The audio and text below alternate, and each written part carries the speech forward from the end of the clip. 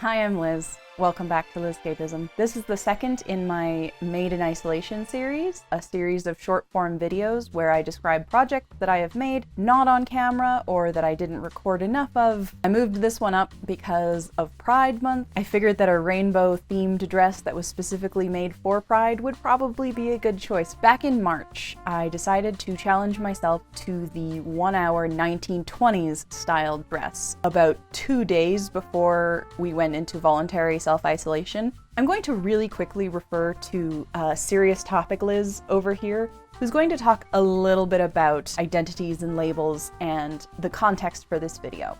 Then we'll come back.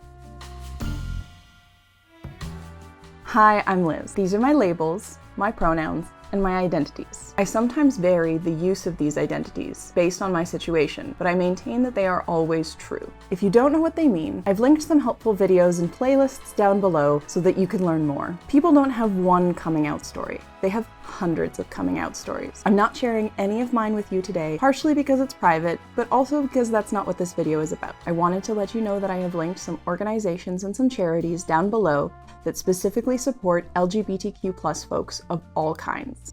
Thank you, Serious Topic Liz. Several costumers have used a variety of 1-hour dress patterns from various magazines. The one that I'm using can be found in the description. It is the same one that Morgan Donner featured in her video if you want to go and see somebody doing it well. This video is actually mostly about how this dress is a catastrophe. The basic premise of a 1-hour dress is pretty self-explanatory. It is what it says on the tin. A dress you can make in an hour. Cut it into a fairly basic shape and then embellish as needed. That's a really excellent challenge, but it being back in March and my still not having had at that point a very good grasp of tailoring to my own measurements, I ran really quickly into a couple of problems. This is an object lesson in the sunken cost fallacy. I felt like I had put so much time and energy into this dress already that by the time it was almost done and obviously poorly made, I felt like I needed to really dive in and just make it work. That's also why none of the original footage for making this dress is going to see the light of day. It was not well made in so many ways. It's still not really something that I want to demonstrate techniques on. I'd rather talk to you about the process and how it worked and didn't in various ways. We'll start with my plan. My plan was to cut out the basic shape as described in the magazine, and then I would embellish with things that were specifically rainbow themed. I chose this thrifted curtain for the main fashion fabric. I'll put a picture up if I can, but it is basically a rectangle with 2 smaller rectangles cut out of the main body. So what you end up with is sleeves on the top and then a larger skirt at the bottom that will be gathered to create the cylindrical 20s shape. I began with that shape in the gray curtain. 2 mistakes were made right off the bat. One is I didn't read the pattern properly. I didn't follow my measurements properly, so it ended up too small. But before I realized that it was too small, the other mistake that I made was I didn't include any seam allowance. So an already too small dress was at least a ½ inch smaller. It was too small, but I felt like I could still save it. And the way that I was gonna save it was adding more rainbows. I can fix it by adding more rainbows. That's the solution to everything.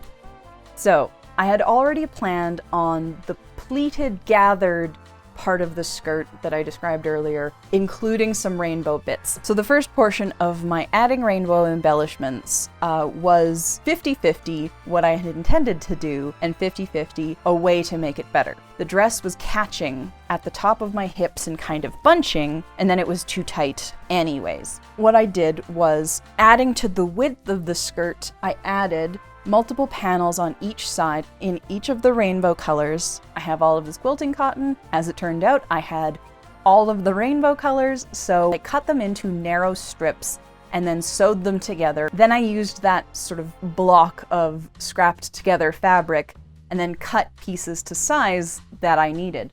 So these panels here and matching ones on the other side ended up being the main bulk of the gathers. And what that did was it did give a little bit of extra hip room, but not high enough. It should have been higher. So what I ended up having to do, I took up the skirt about 4 inches. Previously, this had not had a seam at the waist because it was meant to be a full body cutout, so I sort of lifted everything and sewed a seam around, so I ended up with this really ugly seam in the middle of my dress. We now had 3 problems to solve. It was still a little bit too narrow. It was still kind of bunching in the wrong places because it was fighting with my hips. It now had an ugly seam in the middle of the waist, and now it was too short. 1920s dresses, despite what you may have seen on some cheap Halloween costume websites, almost always went below the knee, mostly to mid-calf. Let's do 3 different solutions. I added these rainbow godets out of the same fabric as I had made the side panels out of, and had cut them into triangles that then got sewn in to a slash in the fabric. This, in theory, would have worked. My problem, once again, was that it was too low. I should have added them going up a little bit higher, because what ended up happening was the peak of each of the triangles, the narrowest part of them, was the part that was really affecting the width. Everything else was adding to the volume of the skirt. The skirt already had a lot of volume. I had added these side panels, and I had gathered them, so there's already a lot of volume there. All right, well, let's move on to the next problem then. That ugly seam in the middle. The ugly seam in the middle was solved by a sash. What I decided to do was to utilize the colors of the bisexual pride flag, or at least as close as I could get with my stash colors. I essentially sewed these 3 strips into a big panel that I then sewed together into a tube, twisted it, and then sewed it so that everything lined up and matched up here, and you can see that this is kind of a bit of an ugliness. And then I added this bit of the sash. It was originally just a sash, and then I thought to myself, you know what's really 1920s is big bows. They really loved big bows. So problem number 3, it was too short. Well, I have already added so much extra frippery. Why not add a little bit more? Added a ruffle. Because it wasn't extra enough already. By the way, the ruffle was added 3 days ago. I completely dropped this project because I got so frustrated with it that I completely dropped it for 3 months. I think I started this project on March 13th. These multicolored panels originally went all the way up to the armpit, and then it turned out that that was a bit too narrow. I needed a little bit more room in the sleeves, so I added an arm gusset. The arm gusset was put on the front on one arm, on the back on the other. So with all the other fit issues, the sleeves looked really wonky. What I ended up doing was just taking out that whole section wholesale and measuring out the size that I needed, and I just cut a piece that I fitted in to the existing space. I hadn't added any fasteners, so it was a pull-over dress, which would have been fine, except for that, again, it didn't fit. So 2 birds with 1 stone. Add a little bit of room, and add a zipper. Mixed results.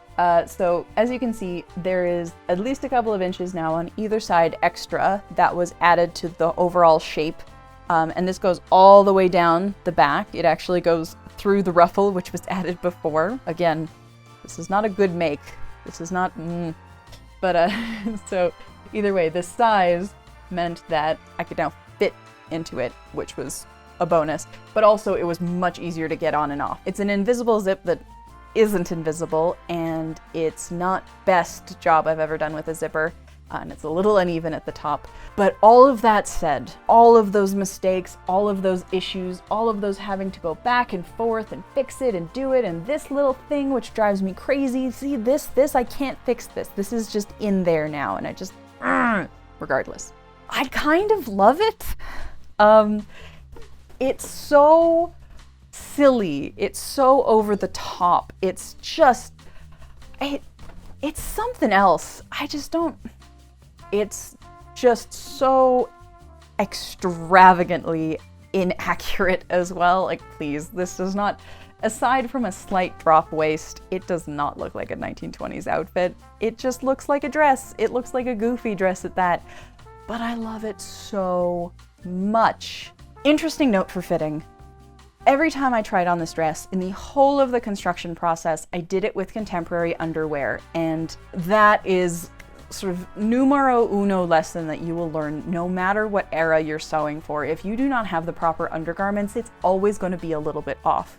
I don't own an appropriate 1920s style girdle, but I do own some similar controlling underwear and long line bras and things like that I can make work in a similar way. When I put those on, and I don't know why it hadn't occurred to me before, but when I put those on, everything else fit just a little bit better. It wasn't perfect, it was still a little bit off, but the difference was noticeable and incredible. So, considering that I was supposed to make this dress in an hour, I think in that case it's probably considered a fail, but I can't think of it that way. I'm so pleased. I did it to challenge myself, and it was a challenge. It was hard, and it took me 3 months. But it took me 3 months because I put it away realizing that it was frustrating me, realizing that I was just up to my eyes in problems and issues that were kind of beyond my skill to solve at that point. And I did my best. It wasn't perfect. It wasn't even close. But I knew myself well enough that if I continued to try and hammer away at it, I would eventually just sort of self-destruct and I would start to resent it and I would never get it finished. So I put it away. Things I learned from this project. Measure twice, cut once. Make a mock-up. Plan your design in advance. Check the instructions multiple times. Ruffles are fun. Rainbows are fun. Sometimes setting something aside is helpful. Do you want some rosy footage? Guzo, do you want to come say hi to the people? Yeah, hi, sweetheart. Nice to have you visit me. Yeah, that's good, Guzo. Yeah, hi. Where's Gugu? All right, yep, you live here now. Fantastic. Good girl.